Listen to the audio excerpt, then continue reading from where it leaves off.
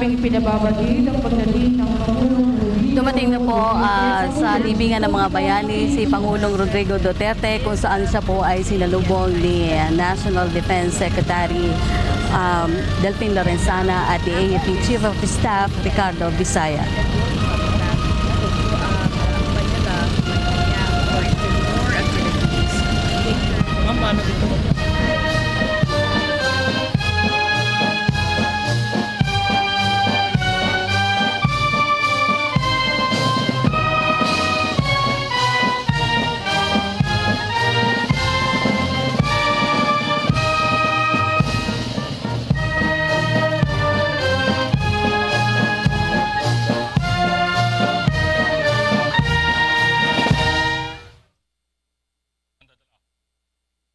Alis. Tanghal!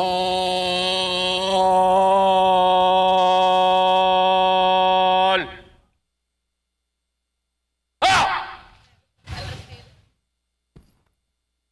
Kalupunan, mga pinunot kawal. Tanghal! Ha!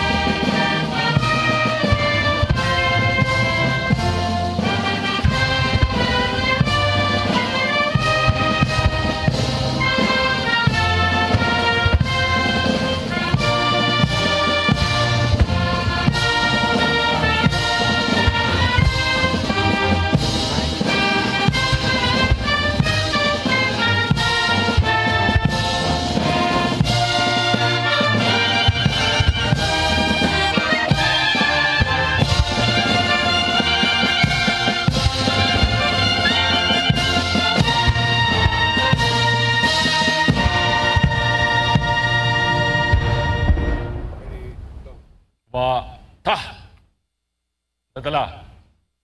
Alis. Baba.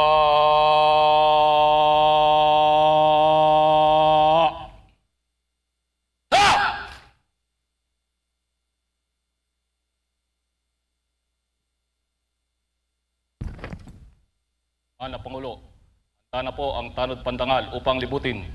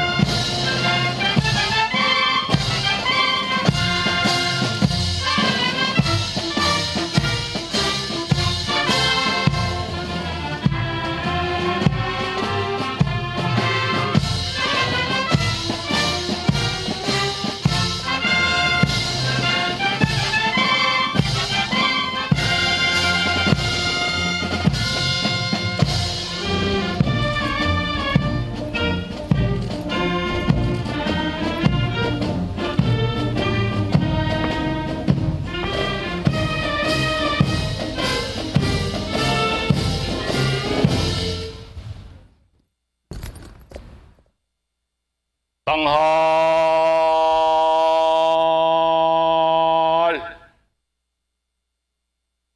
Ha!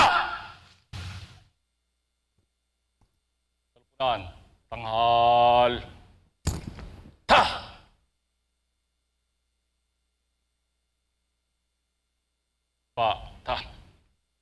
Dadala. Alis. Baba!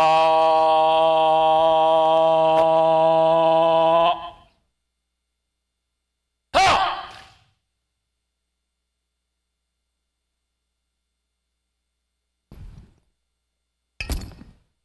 Mga Pangulo, tapos na po ang parangal.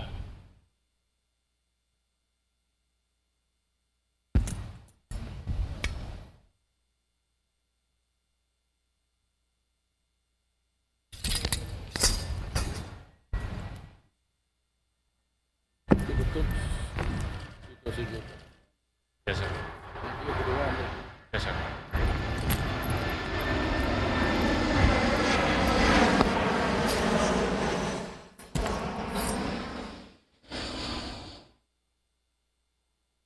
Mga kasama, pinapaabot ng ating panauhing pandangal, Pangulong Rodrigo Roa Duterte, Pangulo ng Republika ng Pilipinas, ang kanyang taus-pusong pasasalamat sa parangal na ginawad natin sa kanya ngayong umaga. Baba, alis.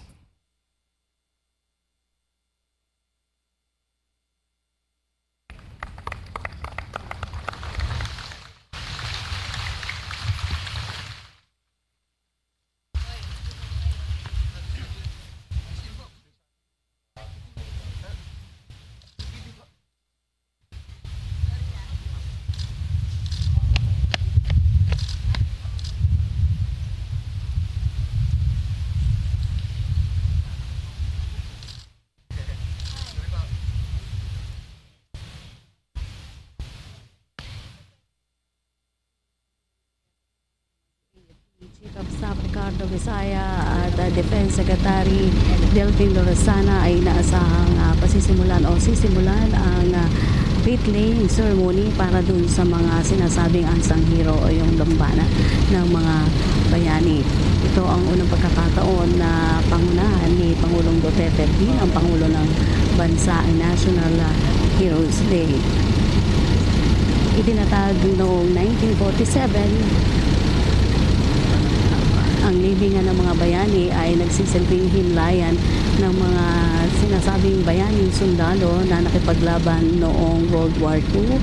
Nagsisilbi na rin itong himlayan ng mga nakalipas na Pangulo ng Pilipinas at ng national artist at maging ng national scientist. Si Pangulong Duterte ay bilang Commander-in-Chief ay palagian ng sinasabi yung kanyang determinasyon na isulong ang kapakanan ng mga sundalo.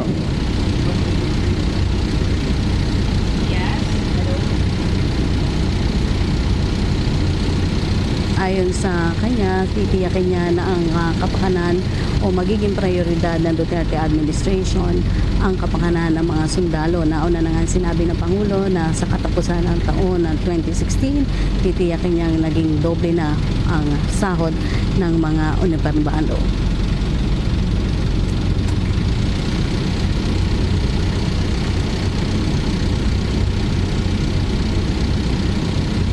Kasama ang ilang opisyal ng AFP at ng pamahalaan, si Pangulong Duterte po ay nakikipag-usap pa rin at nakikipagkumustahan sa mga member ng diplomatic corps at maging po ng mga kabilang na rin ng mga bisita dito sa libingan ng mga bayani.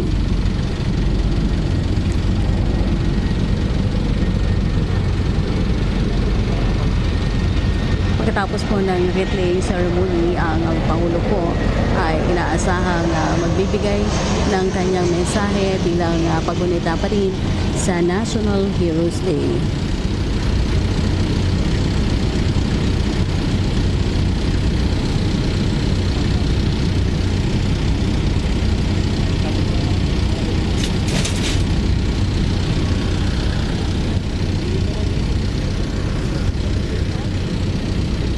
Ilan lamang mo sa mga nakahimlay na dito sa libingan ng mga bayani na dignitaries o mga leader, mga Filipino leaders ay ang mga dating pangulo na katulad ni dating Pangulong Elpidio Quirino, si Carlos B. Garcia at maging si Diosdado Macapagal. Kasama rin dito si Vice President Arturo Tolentino at Salvador Laurel. Kinabibilangan din ng generals katulad ni Artemio Ricarte at ni Carlos P. Romulo, Armed Forces of the Philippines, AFP Chief of Staff Angelo Reyes at si Senator Blas Ocle.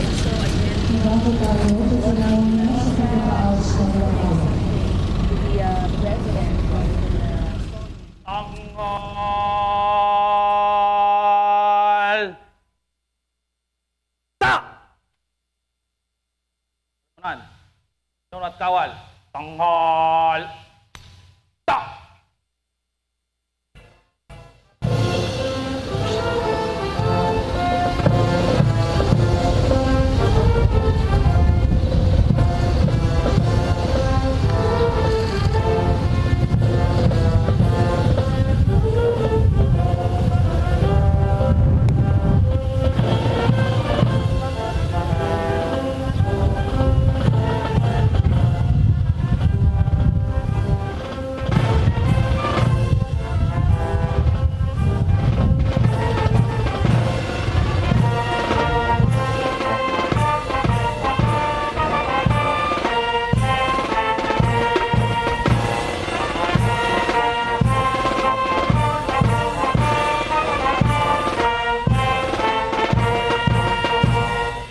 Baba.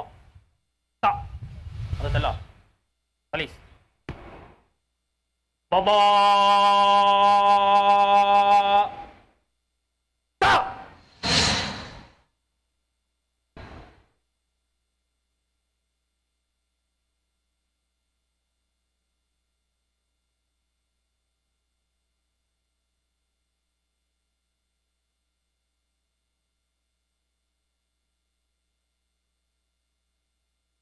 Isasagawa po ang pag-aalay ng bulaklak sa pangunguna ng Pangulong Rodrigo Roa Duterte. Makakasama ng Pangulo ang puno ng kalupunan sa Natahang Lakas ng Pilipinas, General Ricardo R. Visaya. Saksi sina pangalawang Pangulo Maria Leonor G. Robredo, Kalihim Delfin N. Lorenzana, Kalihim Tagapagpaganap Salvador Medialdea, Tagapangulo Maria Serena I. Jocno, Senador Alan Peter Cayetano at Punong Lungsod Maria Laarni Lopez Cayetano. Mahal na Pangulo, handa na po ang pag-aalay ng bulaklak. Tepunan, hit kanan. Kan!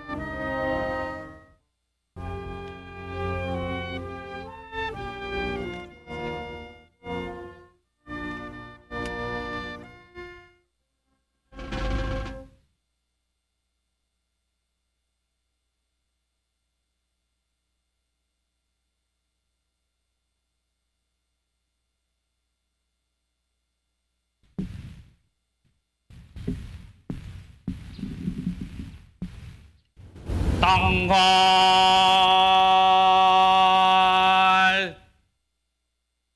Ta! Pinuno at kawal. Tanghal! Ta!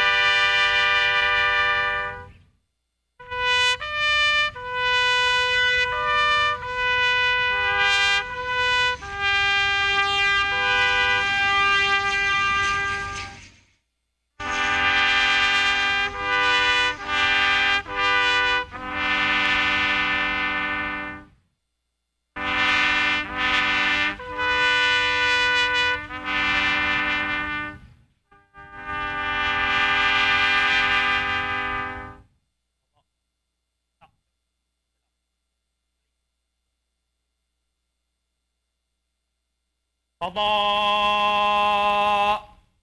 Ta!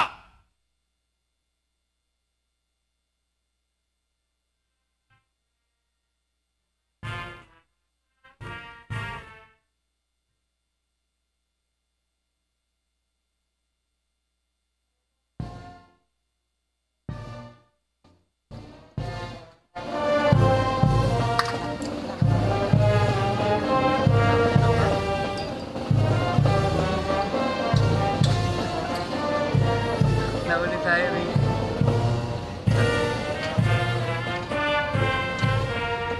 Lebanon. Kita kanan. Cut!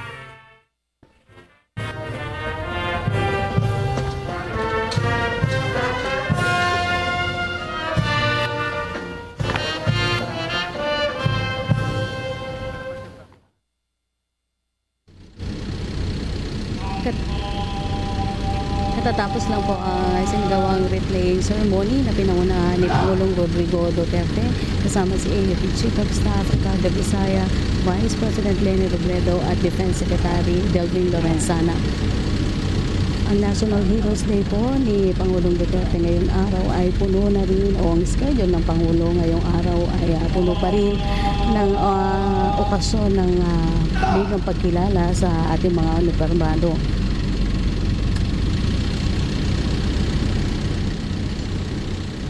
Pagkatapos kasi dito sa paggulitan ng National Heroes Day sa libingan ng mga bayani,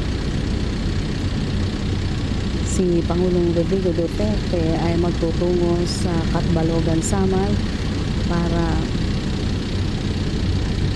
makiramay sa pamilya ni PO1 Gary Cabagi.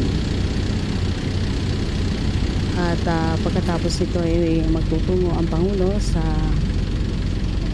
Tacloban City para bisitahin naman ang nasugatan sa PO1 Nestor Villanueva. Sila ito nga sinasabing nasugatan sa panahon ng pagsuserve ng search warrant sa isang sinasabing kaugnay pa rin ng programa ng pamahalaan kontra illegal na droga. Agad din babalik si Pangulong Rodrigo Duterte dito sa Maynila para naman sa sasagawa niyang dinner kasama yung Viluna at yung mga sugatang sundalo, yung Wounded in Action sa Cotabato at yung sa AFP Medical Center na nauna na niyang binisita kamakailan.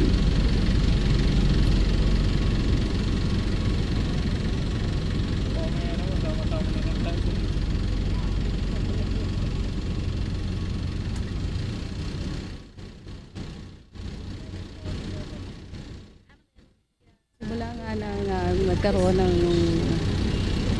kanina pang madaling araw ay nagkaroon ng hindi magandang panahon, pero sa pagkakataon ito ay nagpakita ang Haring Araw, kaugnay pa rin ng paggunita ng National Heroes Day. Pinangunahan ni Pangulong Rodrigo Duterte rin yung flag raising ceremony, at inilagay sa half-mast ang bandila ng Pilipinas bilang pagkilala pa rin sa naging kadakilaan ng mga tinatawag nating unsung heroes noong World War II.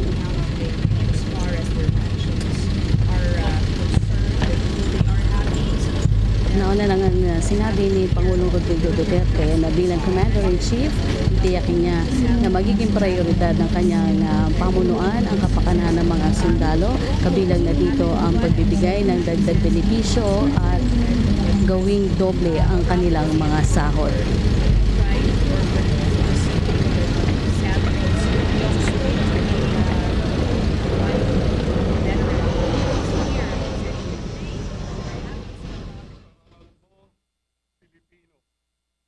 Matapang ang lahi mo. Manalangin tayo. O mahal naming Diyos, may likha ng buhay at may akda ng kasaysayan. Iniaalay namin sa iyo sa diwa ng isang taimtim na panalangin ang kagalakan, papuri at pasasalamat ng aming mga puso sa aming paggunita sa pambansang araw ng mga bayaning Pilipino.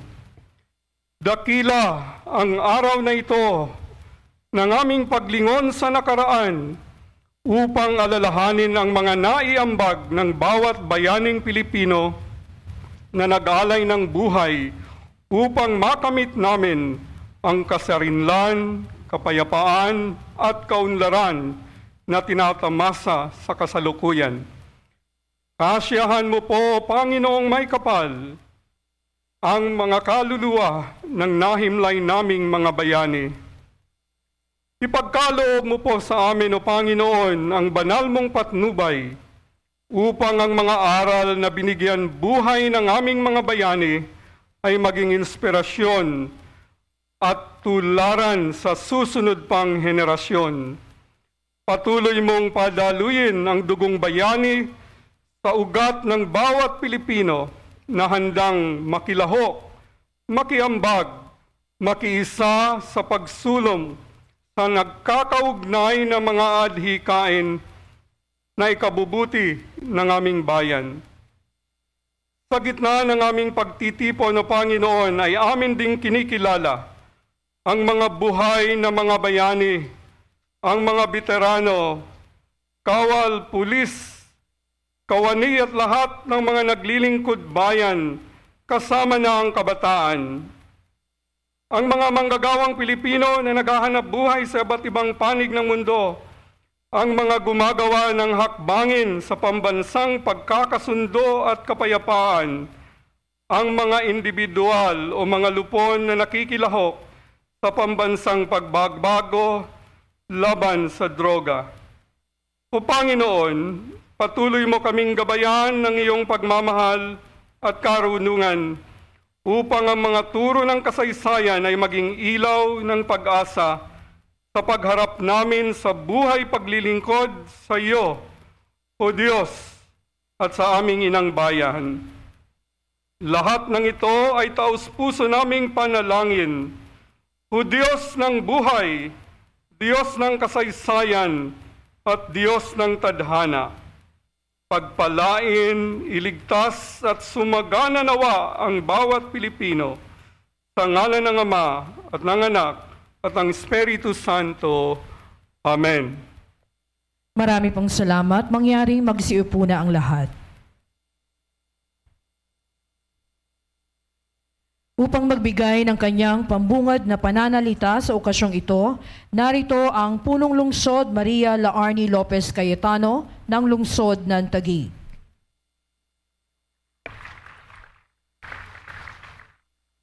Pangulo ng Republika ng Pilipinas, Rodrigo Roa Duterte. Pangalawang Pangulo, Maria Leonor Robredo. Kalihim Delphine Lorenzana ng Tanggulang Pambansa. Tagapangulo Maria Serena Diokno ng Pambansang Komisyong Pangkasanayan ng Pilipinas. Salvador Medialdea, Kalihim, Tagaganap. General Ricardo Visaya, Puno ng Kalipunan, Sandatahang Lakas ng Pilipinas. Mga lingkod bayan, miyembro ng Diplomatic Corps, mga kababayan, isang maganda at mapagpalang umaga po sa inyong lahat. Malugod ko kayong tinatanggap sa Lungsod Taguig kaugnay ng pagdiriwang ng Pambansang Araw ng Mga Bayaning Pilipino. Sa ating taunang pagdiriwang, nagbabalik tanaw tayo bilang pagpapahalaga sa nakaraan. Tanda ng ating paggalang, ginugunita natin ang hindi matatawarang kontribusyon ng ating mga bayani sa iba't ibang larangan. Pakikibaka, serbisyo publiko, sining at siyensya. Ginamit nila ang sariling buhay at sa bayan ito ay inialay. Payagan ninyo akong bigyan ng espesyal na puwang ang iilan na lamang na veteranong kapiling natin ngayon sa ating pagdiriwang. Isa sa kanila, si Ginoong Jose Santiago Kilatan, 102 taong gulang, tubong Tipas Taguig. Isa siyang sundalong nakibaka noong ikalawang digmaang pangdaigdig. Kasama siya at ang mga katulad niya na binibigyang pasalamat at pagkilala sa araw na ito. Salamat po sa katapangan na inyong inialay alang-alang sa kalayaan ni Inang Bayan. Ang ating pong selebrasyon ay may temang bawat Pilipino, bayaning, katuwang sa pagbabago. Malinaw na hindi lamang ikaw, siya, o ako, kundi lahat tayo ay hinihimok na makiisa para sa positibong pagbabago. Tanga ng inspirasyon na hatid ng mga bayani ng kasaysayan, halina kayo at gamitin ang sarili nating kakayahan. Ano man kasi ang estado o katayuan mo sa lipunan, kaya mong kumilos para sa kapwa at sa bayan. May kabayanihan sa pagsasanay, determinasyon, tiyaga at kasipagan, tagumpay ito laban sa kahirapan. May kabayanihan sa prinsipyo at katapangan sa hanay ng militar at kapulisan. Ang misyon nilang linisin ang bansa sa krimen at iligal na droga ay tagumpay para sa kapayapaan at kaayusan. Mahal na Pangulo, huwag po sana kayong matinag sa paggabay sa mga alagad ng batas upang ang ating lansangan ay ganap ng maging ligtas. May kabayanihan sa dedikasyon at katapatan kung ikaw ay kawani ng pamahalaan.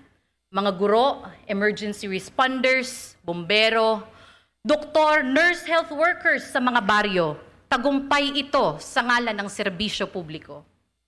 May kabayanihan sa pagiging responsabling kabataan at masigasig na mag-aaral, susi ito sa tagumpay ng iyong kinabukasan.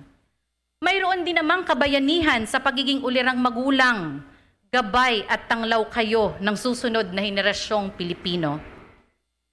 Sa madaling salita, ang kabayanihan ay maaaring mahanap mo sa puso ng bawat Pilipino. Hindi ito nakasalig sa iisang tao lamang, kundi sa pinagkaisang lakas ng nating mga mamamayang Pilipino. Inawit natin ang lupang hinirang sa simula ng ating palatuntunan. Hinihimok ko kayong mamaya ay isa-isahin ang liriko at siguradong mamamangha kayo sa ganda at lalim ng ibig sabihin at pag-ibig sa bayan na ipinaabot ng awiting ito. Nayalay na ang mga bulaklak sa ating bantayog. Naway mas matingkad pa sa mga bulaklak na ating inialay ang buuin nating pangarap para sa kinabukasan ng bayang ito. Higit na malakas pa sana sa 21 putok ng baril para sa pagpupugay na narinig natin kanina ang sigaw na iparinig natin sa lahat ng Pilipino at sa buong mundo. Ito na ang ating panahon. At sa huli, dagdagan pa natin ang taimtim na panalangin sa Panginoong Ama natin. Bilang isang bayan, ating hilingin.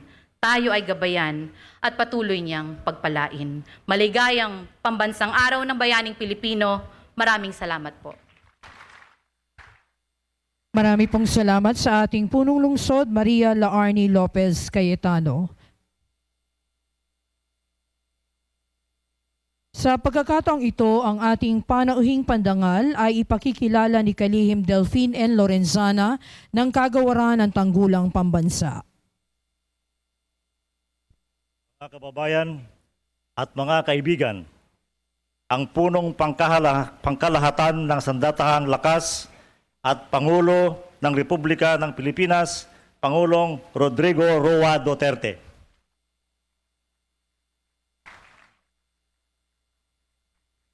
Thank you. Kindly sit down. Vice President Maria Leonor Robredo, Secretary Delphine Lorenzana, and other members of the Cabinet, Excellencies of the Diplomatic Corps, members of the Senate of the Philippines, members of the House of Representatives, Chair Maria Serino Diokno, National Historical Commission of the Philippines, Mayor Laarni Cayetano, ma'am, good morning, General Ricardo Visaya and other members of the Major Service Commanders, General Ronald de la Serna and other officers of the Philippine National Police, officers and members of various veteran organizations, officers and men and women of the Armed Forces of the Philippines, fellow workers in government, my beloved countrymen. It's quite vague to me now, but we had a full discussion of our national heroes. But one, I consider myself among the top, was the late Justice Jose Abad Santos. He was taken prisoner by war then in our country, and it was in Malabang where he was made to swear to the allegiance of the flag of the opposite forces, the enemy. And he refused, and his son began to cry and said, "Father, why don't you just make a salute? It does not make any difference. There are no people here. We are in a prisoner's camp. And you can do it without losing honor, for you are under threat and under duress." You know, from the books that we were lectured on, his answer to his son was,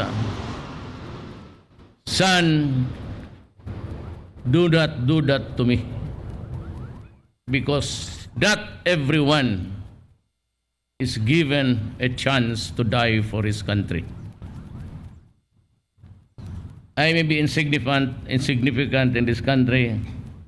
I'm not a splendid politician, but how I wish I could hear from my son the same pleading. And how could I would have responded the way the Chief Justice said before he died." One of the heroes that I really, nobody or not everybody is given a chance to die for his country. I have been your president for just a few months, and I have tried my best to restore order in the country. It was really the order that was besetting us day in, day out. And because we have so many fronts to face. I was, before my inauguration, a man in a hurry. I wanted the peace talks to start at the very first year of my term. And I'm just a bit happy, but not so, that we have been able to establish a working relationship about peace with the Communist Party of the Philippines. I was informed by our representatives, Doresa and Belio, and here with the Secretary of Foreign Affairs, Junyasay, that everything is going smoothly, and we might hear some definite results in the coming months before December. I pray to God that it would continue as peacefully as we have hoped for, and I hope that I would also have the same success. We have established the modality of the talks, and I would like to salute Murad of the MILF and Noor Miswari for expressing his intention to join us, maybe in one place or different settings. Whatever it is good for me as long as we talk. So now, we have a lull in the three fronts that we really have been fighting ever since. We're talking with the communists now, maybe establish a modus vivendi somewhere with the EMI and MN, and let's begin to talk about peace. I really appreciate all the men and women connected with this enterprise, and I hope someday the Philippines would realize a nation really in peace and everything in order. But there are many things also that places us at the disadvantage now. Things that would create disorder and disturb the peace. We have a drug crisis that some of our fellow citizens consider just a police problem, and even went to the extent that it is an ailment, and that because it's an ailment, the punitive action of the police should not take place. I am sorry for my country, but there are citizens really that fall short of grasping a situation here. 2 years ago, PDEA, which was then under General Santiago, came up with a horrifying statistics that there are 3 million Filipinos addicted to shabu, the meth. And in the ensuing months, when I took over, we had a fairly good and accurate count. Some of them undergoing the urine test to test positive, and they numbered 600,000. Now, if you add that to the earlier prediction of PDEA, add it a little bit of growth at a very liberal and conservative incremental increase of something like 700,000. So you have 3,700,000 Filipinos who are addicted to meth. The problem is the eternal fight between the rich and the poor. And this, strife was injected almost into the level of a contentious issue about drugs. They would want to make it appear that just because this guy is poor and therefore he should not be made accountable to law but placed in a hospital. And even if we wanted to, we do not have the hospital beds of that number. Simply cannot be done. I said, well, he is poor, and what he has been selling and destroying the lives of people just so, but he is a poor. So it is the poor now that want a special privilege because they have been attacking worse. So where are the big fish?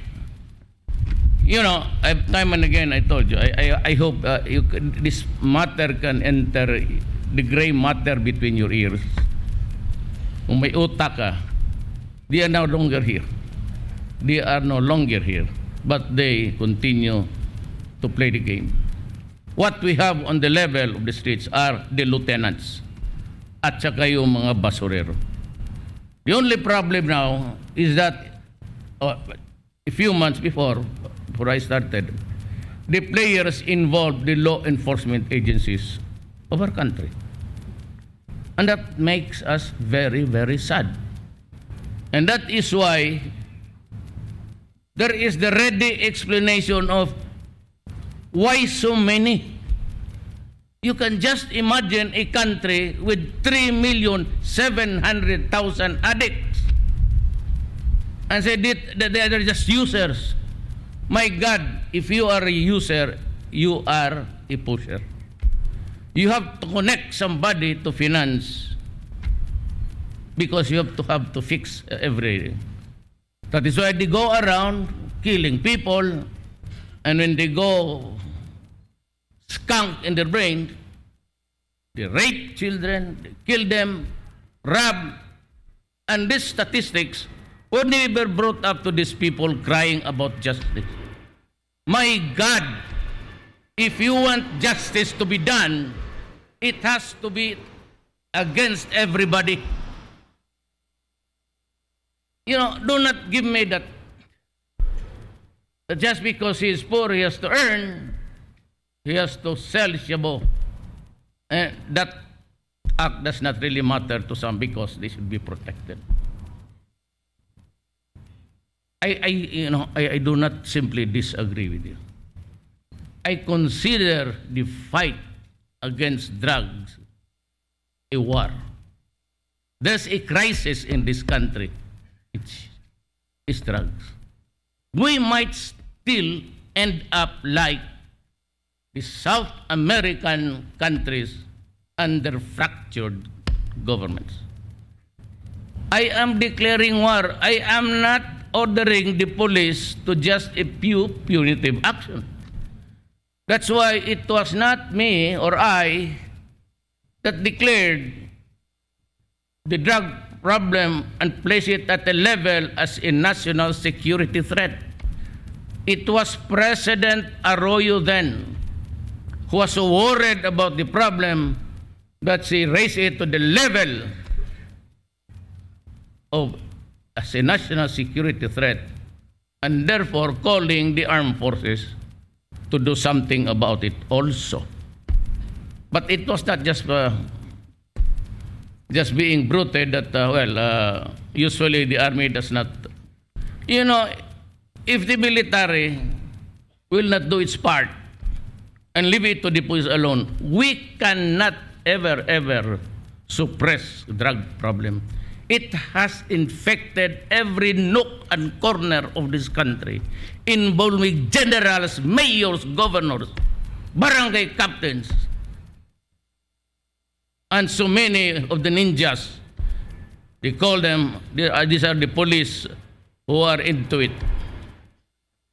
So today I might be inclined to place a reward on their head the members of the ninja or members of the police who are then protecting the drug syndicates in this country. I'm placing per head 2 million. And if you are there, you might want to ipagbili mo na yung mga kaibigan ninyo. I want the police and the armed forces to destroy the drug apparatus in this country. We are a transshipment of so many countries. I just, for a matter of courtesy, in front of the diplomatic corps, I might just do it some other time. But we all know that the Philippines is also a transshipment. If I could just have the matrix there in front of you, then maybe you'd start to believe in me. I have this sole duty. I am no big politician. I am just a mayor of a faraway city in the south, just facing Australia. And on a clear day, you can see the Australians swimming there in the beach. I came from that place, and I was not even a national figure. But what brought me to the presidency, I really do not know. what gave me, what is really with a huge 15 million, 6 million of which was really the margin above my closest opponent. So what is the message of the Filipino? Well, I conducted a very simple campaign. And I said, my countrymen, if given a chance by God and the Filipino people, I would destroy corruption in government. And it will be done. Whether they like it or not, it will be a clean government at the end of the day. I said I will fight criminality and drugs. Most of the criminal acts are really on the account of the drug meanings. So I will not relent. The campaign will be continuous. And I will be, as I have said in the campaign rallies all over the country, I will be harsh as I can ever be. When you fight a war, do not give me. I will finish this problem of corruption, drugs, and crime. And I hope at the end of my term, and even if it's I've been telling Congress, hurry up the federal system, because I said you follow the country with the presidential office, because that would hold together the country. For example, like France, the only elected leader is aside from nationally, it's the president. He has a very limited powers, but powerful ones. Powerful statements, but very limited. Do not ever commit the mistake, Filipinos, of going into a pure parliament. It would be disaster for this country. Somebody should hold the armed forces and the police to control the country. In the meantime that we march forward to the progress to the next century, and after this, children and our children would have proven it. But at this time, it would be good to have a federal system, because the present unitary type has done us no good. It is an unfair thing. It's the same office, Malacanang. That's why I do not say Malacanang. I just say the People's Palace. Sometimes they call it Malacanang. The word Malacanang is one of the vestiges of imperialism. I'm not comfortable with it, actually. And I should understand when I say I do not ever mention Malacanang. I just say it's a People's Palace. It is the People's Palace, actually.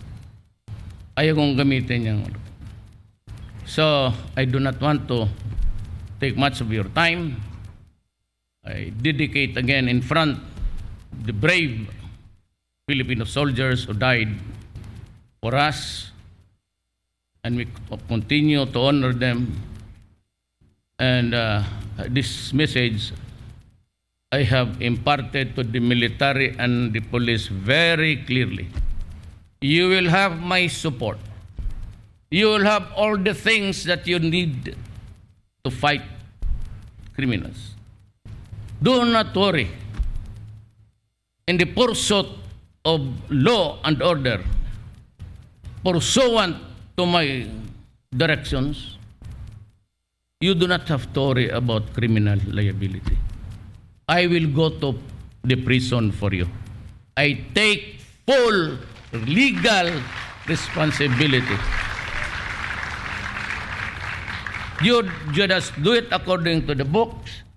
There will always witnesses, and if you have the witnesses on your side at the time, it might be okay. If there is none, and you are already pressed down, then do not worry. Just call my name, and I will be there to protect you.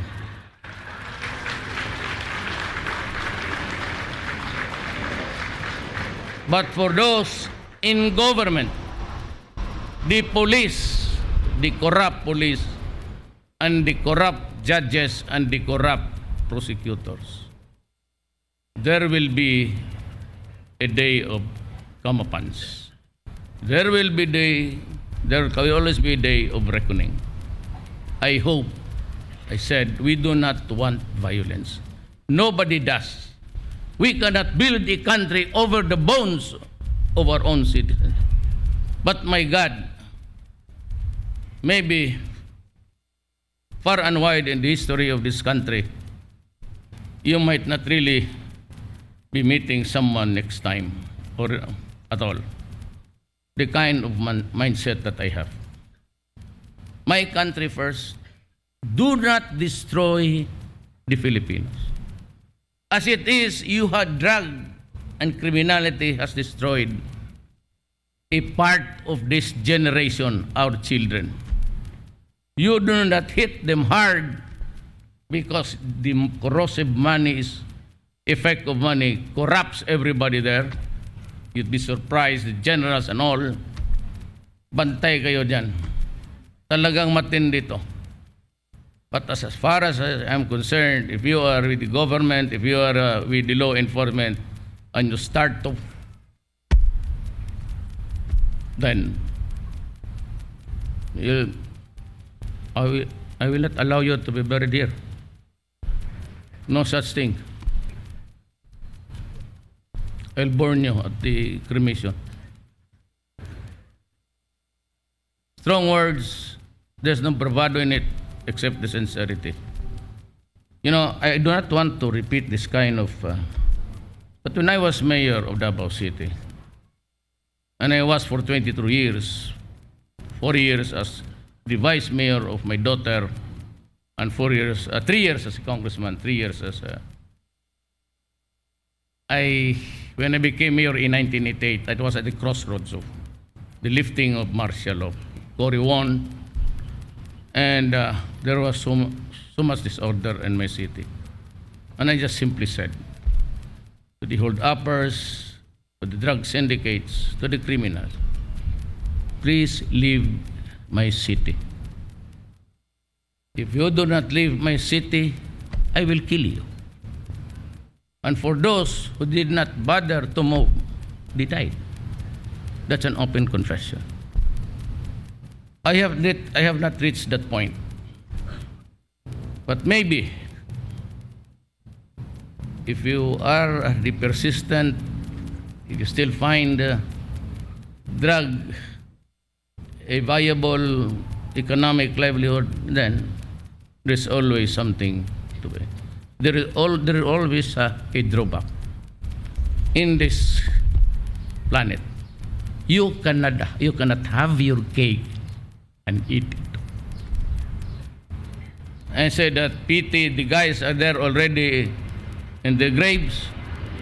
So be it. I will be happy to join them. No problem about that. Prison, no problem. I will go to prison. I will not even ask for a special room. Just give me a bed with a foam. Give me something to read. There's so many books piling up, and I have not really had the chance to read them all. So, do not scare me about human rights. Those guys are genocide. But sino ba pinatay ko? Wala naman akong pinatay na bata. I did not drop barrel just like, I'll name them Assad. And the rest of the idiots there in... I do not burn women because they refuse to have sex. I simply want the law-abiding and God-fearing citizens of this country comfortable. Period. No, they are not molested. They can go about anywhere in town. The streets are for their children. They should come home safe and sound. That they are not held up, no hold up, no nothing. We will reach that point. You have to remove me as president or pray that I will die in the meantime with no resurrection. Huwag mo na ako takote yung UN crimes. You must be crazy. Genocide. I'm fighting against criminal. From here, I will fly to Samar. Why? Because I have to commiserate with the family of Gary. Forgot his name. He's a policeman and he was also killed. There are a lot.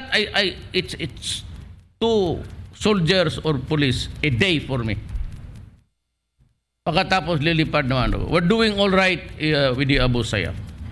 So that we go back to my premise of the speech.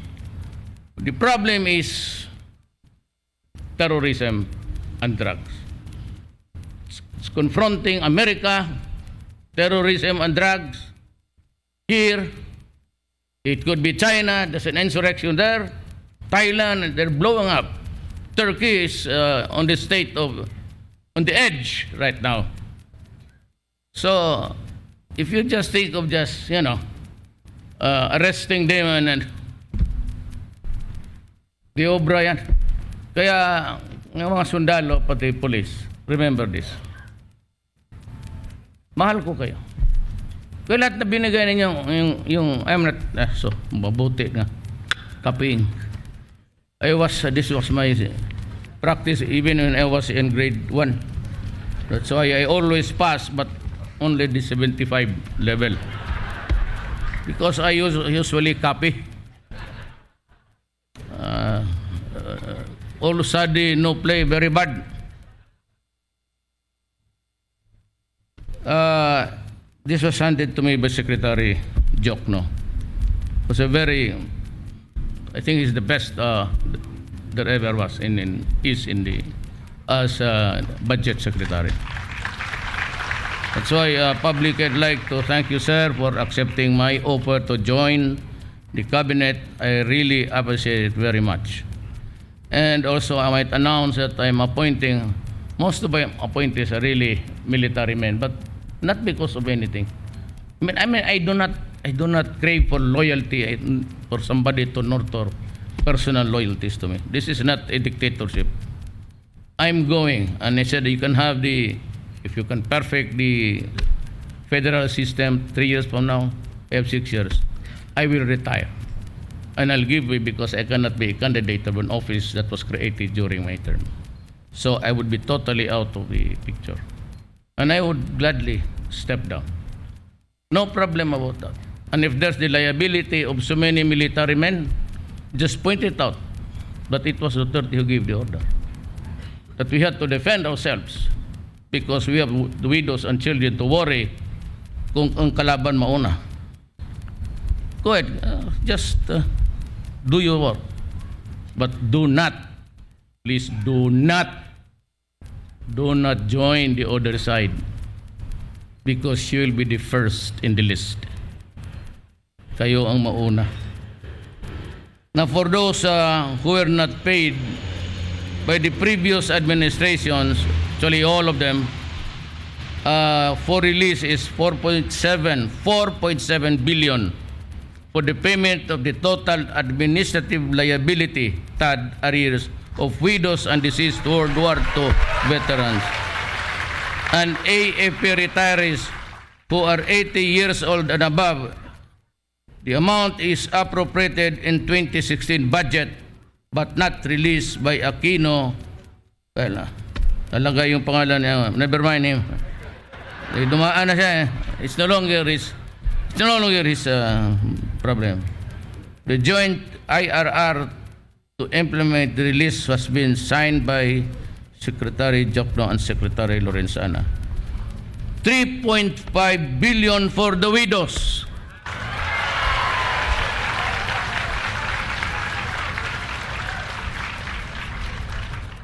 Be careful if you are not loyal to your wives. She might be joining the 3.5 billion for the widows. And if I were the wife, I'd think again now of there's 3.5 billion waiting for me. And 1.2 billion for the AFP retirees. So, okay na ba yan? Kulang po daw, sir. So it will be released as soon as possible. Yung for the God forbid that you are the recipient, God forbid, but automatic from my social fund, it's automatic 250,000 pesos. Hindi yan kasali sa mga ano-ano yun. That's purely from me sa Office of the President. So, and the 20,000 to immediately get hold of the money. And you know, Filipinos, they have this we have this habit. I did just share with you the idiosyncrasies of the Philippines. I do not know they got it, but I said, maybe I'm not trying to offend anybody, but the practice is for 9 days. If you die here, the practice is 9 days before you can be buried. So on the 9th day, so first you are poor in the rural areas, you have to sponsor a dinner lunch for the 9 days away. The same cannot part with their loved ones. But that is a culture which has to be corrected, little by little. It's deeply rooted in our religion, and though it's not a good one. I mean, and also with the birth of family planning, I will push it hard, really hard. We need the family planning, and we need to rationalize everything there. So I'd like to thank all of you, especially the Diplomatic Corps, for sharing this moment with us. And we are all very happy. We have this problem now. China, it's not worth I don't go to war. So if I do not, there's always war and peace. If I am not ready for war, then peace is the only thing. I will keep silent now. The ambassador is there. But I would state my case before you. I will never bring the matter because it might lead only to the suspension of the talks with China. And that is not good, Mr. Ambassador. So I propose that we just have a soft landing everywhere. I will not use the judgment arbitral now. But I would one day sit in front of your representative or you, and then I will lay bare my position. And I would say that this paper, I cannot get out of the four corners of this document. And that is the arbitral judgment. But for now, Mr. Ambassador, I want to just talk to you for the moment. Maybe give us time to build our forces also. We have so much superiority. But if it comes to a parity between as many ships as you have, maybe, just maybe. But if we continue and treat each other with brothers and understand, especially the plight of the fishermen, and they're almost really, that's why they are there, because they are poor. And I know the dynamics inside China. It has been explained to me very well. But if the Chinese people this time might find a place in their hearts for the Filipinos. After all, I come from, there's a Chinese blood in me.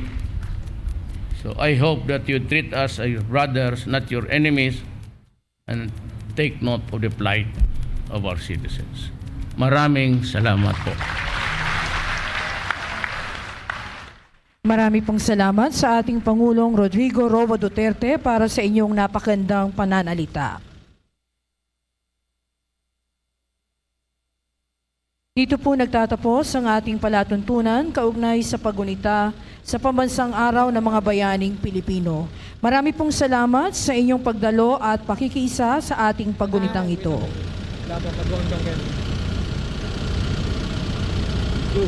Atin yung nga pong natunghayan ang naging talumpati ni Pangulong Rodrigo Duterte kaugnay pa rin ng paggunita ng National Heroes Days kung saan sinabi niya na hindi daw po lahat ay nabibigyan ng pagkakataon na mamatay alang-alang o sa kapakanan ng bansa. Sinabi pa ng Pangulo na iilang buwan lamang siya naging Pangulo ng bansa pero determinado siyang ayusin ang problema ng bansa. Isang Pangulo daw na nagmamadali na matamo ang kaayusan at kapayapaan. Kasama na nga dito ang peace talk sa CPP, NPA, NDF. Nananalig siya na magiging maayos ang negosasyon para matamo ang mahusay o matibay na kasunduan. Isusunod na rin anya niya ang negosasyon sa MILF at MNLF at pinapurihan ng Pangulo ang mga personalidad na nasa likod ng pagtamo ng kapayapaan sa bansa. Pero meron daw drug crisis ayon sa Pangulo, ikinalungkot nito na tila ipinagwawalang bahala ang problema ng illegal na droga. Sa report kasi ng PDEA, may 3 milyong Pilipino na ang hook sa droga at 700,000 dito ay dependent. Muli giniit nito na ang masasamang epekto ng illegal na droga, ikinadismaya pa nito ang mga kritiko na agad hinahanap ang big fish samantalang may 3 milyong Pilipino ang hook sa droga o drug user. Hindi na rin basta anya deklarasyon ng gera ito sa illegal na droga, kundi nauna nang itinuring ng Arroyo Administration na isang national security threat ang illegal na droga. Naglagay din ang Pangulo ng 2 milyong piso sa bawat ulo ng mga tinaguriang ninja cops. Git ng Pangulo, kailangang masira niya ang lahat ng aparatos na sa paggawa ng illegal na droga. Determinado rin ito sa laban kontra korupsyon. Mas magiging marahas siya sa mga susunod daw na panahon dahil titiyakin niya na matatapos ang korupsyon, kriminalidad, kasabay ng illegal na droga. Hinikayat na rin ito ang Kongreso sa pagsusulong ng federalismo dahil napapanahon niya ito para sa mabuting Pilipinas. Iginit pa nito na tatawagin niya ang Malacanang na People's Palace. Sa bandang huli na sinabi nito na sa mga unipermado na gawin tama ang kanilang mga trabaho dahil nasa likod niya ang mga ito at nagbabala ito, mahigpit na nagbabala ang Pangulo sa mga kurap, pulis at umano'y huwes. Samantala may maganda rin balita na binigay ang Pangulo sa mga widow o sa mga byuda ng mga sundalo. Inabot ito ni Budget Secretary Benjamin Diokno kung saan masayang ibinalita ng Pangulo ang paglalabas ng pamahalaan ng 4.7 billion na pesos para sa mga unpaid na benefits ng mga byuda, kasama na rin ang AFP retirees. Ito daw ay nilagdaan ni Budget Secretary Diokno at ni Defense Secretary Lorenzana, 3.5 billion para sa mga widows at 1.3 billion para sa AFP retirees. Samantala binigyan din rin ni Pangulong Duterte ang kanyang intensyon na maresolba ang usapin sa West Philippine Sea sa mapayapang paraan. Ayon sa kanya, ang Pilipinas ay naglilikha ng conducive environment para sa pagsisimula ng pag-uusap with China at tiniyak rin ito sa China na ang Pilipinas ay para sa kapayapaan. Si Pangulong Duterte kasi ay nakatakdang dumalo sa ASEAN Summit kung saan ay sinabi niya na wala siyang planong erase o buksan ang usapin doon dahil gusto niyang makalikha muna ng isang maayos na environment para sa pagsisimula ng posibleng pag-uusap ng Pilipinas at China kaugnay ng agawan ng teritoryo sa West Philippine Sea. Ang inyo pong natutunghayan ay ang katatapos lamang na paggunita ng National Heroes Day dito sa libingan ng mga bayani. Si Pangulong Duterte po pagkatapos dito ay nakatakdang magtungo sa Catbalogan para po makiramay sa pamilya ni PO1 Gary Cabaging na isa po sa mga nasawi habang nagpapatupad ng tungkulin kontra illegal na droga. Susundan po ito ni pagbisita niya sa ospital sa Tacloban City kay PO1 Nestor Villanueva. Lagi niyang sinasabi sa mga unipermado na bilang Commander-in-Chief, nasa likod niya ang mga ito at huwag matakot gawin ang mga tama para sa pagganap sa tungkulin. Ang buong schedule po ni Pangulong Duterte ay nakalaan din sa pagkilala sa mga unipermado Pagkatapos po ng kanyang pagtungo sa Catbalogan at Samar, si Pangulong Duterte ay merong pong event din sa Palasyo. Kabilang na po dito yung anniversary ng PACC, pero ito po ay susundan ng isang hapunan na ipinangako niya sa mga wounded in action na kanyang pagdalaw sa AFP Medical Center kamakailan, kung saan maging siya ay nabagbag ang kalooban ng makita ang tinamong pinsala o sugat ng mga sundalo sa pagganap sa kanilang mga tungkulin.